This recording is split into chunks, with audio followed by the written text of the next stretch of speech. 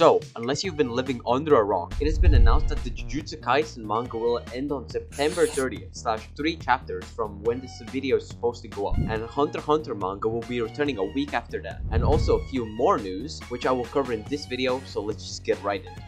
Like Gege has previously said, the Jujutsu Kaisen manga will be ending before the end of the year / before the 2025 Jump Fest. But I didn't expect it to end this soon either. I thought like maybe November or December. There is still at least 2 more fights that need to be settled in these remaining 5 chapters. The Yuji Sukuna fight and Hakari Uraume fight, which has been going on for more than 30 chapters, which is one of the longest fights in manga history. I won't find an exact ranking because I don't think there is one. But between some forum posts about the longest manga fights, Hakari and Uraume is longer than a lot of them.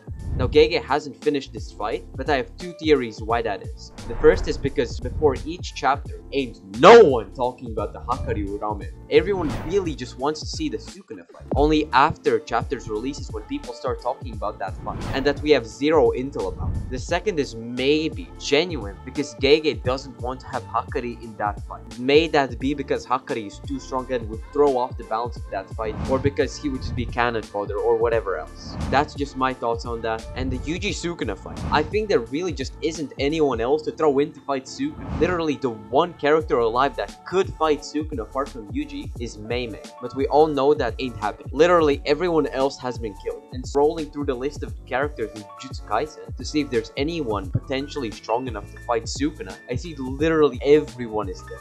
Like look. Anyways, this all has to be wrapped up in 5 chapters if Gege doesn't want to have an epilogue like Horikoshi did. Anyways, transition into the second topic.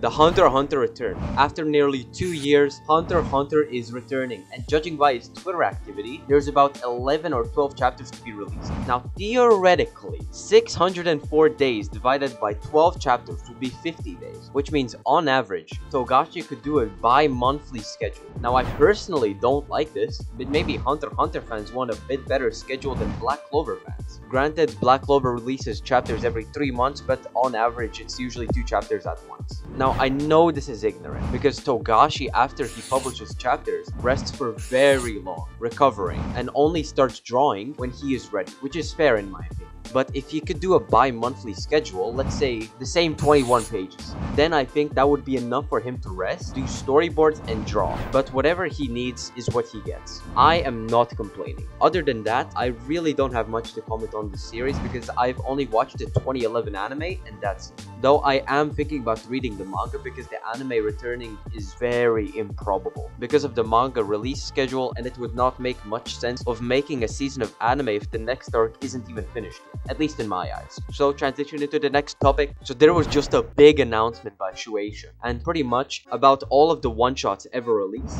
And when I saw this news, I was so hyped because I really want to read Look Back by Tatsuki Fujimoto because I'm up to date with Chainsaw Man, and I've read all of Fire Punch and all of Goodbye Eri. And from Tatsuki Fujimoto's most popular works, all that's left is a Look Back, which has a movie out right now, at least in Japan, but I don't know if I'll go to theaters to watch the movie because I heard somewhere that the one-shot is a lot better. So I want to read it officially first, and if I like it, I might go watch the movie when I can. By the way I know that Look Back will be released for free is because it is the cover of the news announcement page.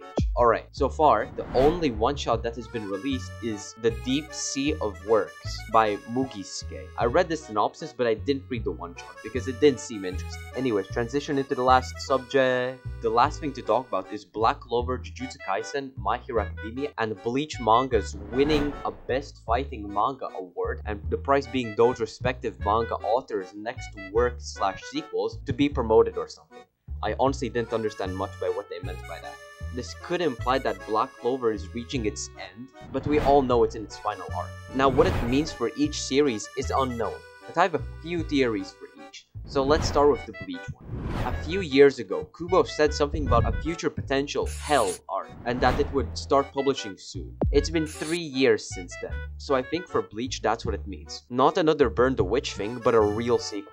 For the rest of these, I don't really have that good theories, but I will tell you my best guesses. For My Hero Academia, I can see it having a Demon Slayer ending type continuation. Basically just a slice of life setting where everything is peaceful, or occasionally there's some villain and Deku or someone has to deal with. This theory isn't really good, but it's hard to say.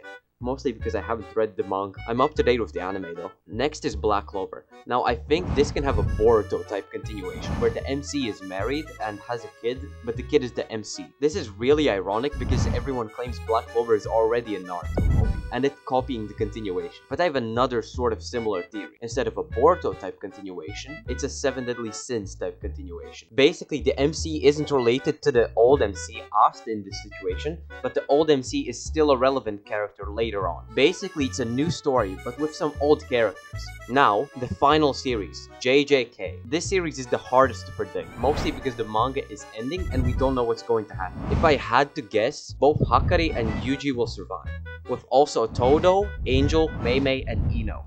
Those 6 characters will survive, but I think this will be the dynamic. Yuji and Todo will meet regularly and have good communications as friends. My best friend! Yuji and Hakari will have good communications at first, but with time they will lose contact because of their very different worldviews. Mei will do her own thing, and Angel will maintain communications with Yuji for a long period of time as friends. And lastly, I think Ino will have sort of a student-to-student relationship with Yuji, mostly because they both were taught by Nanami and they were already decent friends before this. But as for what will happen later, I genuinely have no clue. I was going to say that we were going to see Yuji's day-to-day life, and every now and then him fight the curse, but I don't think JJK fans will like that, so I really have no idea. You have reached the end of the video. Thank you for watching, and if you enjoyed, please be sure to like and subscribe. And I hope to see you next time. Bye!